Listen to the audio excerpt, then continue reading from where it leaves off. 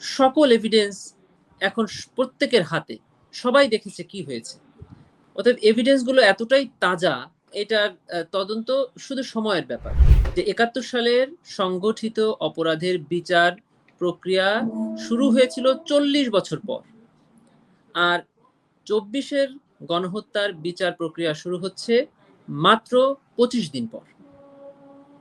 এই যে ৭১ আর ২৪-এর প্রথম পার্থক্য। দ্বিতীয় পার্থক্য হলো যে ৭১ সালে এদেশ বা পৃথিবী এতটা আধুনিক হয়নি। তখন ছিল না কোনো ইলেকট্রনিক ডিভাইস, ছিল না ভিডিও অডিও রেকর্ড করার কোনো ব্যবস্থা।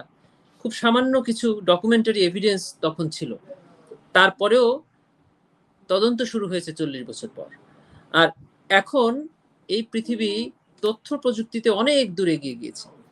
সকল এভিডেন্স এখন প্রত্যেকের হাতে, সবাই দেখেছে কি হয়েছে। সাথে সাথে ১৮,০০০ আহত লাইভ উইটনেস, যাদেরকে আমরা বলি জীবন্ত সাক্ষী, এই দেশে এখনো তারা জীবিত আছে। আর যারা নিহত হয়েছে তাদের পরিবার আছে আমাদের সামনে। অতএব এভিডেন্স গুলো এতটাই তাজা, ঘটনাগুলো এতটাই দগ্ধ যে এটার বিচার এবং এটার তদন্ত শুধু সময়ের ব্যাপার। খুব সহজেই এটা করা সম্ভব। এবং আমরা ৮ তারিখ দায়িত্ব গ্রহণ করে আমরা প্রথম কাজ এটাই নিয়েছি।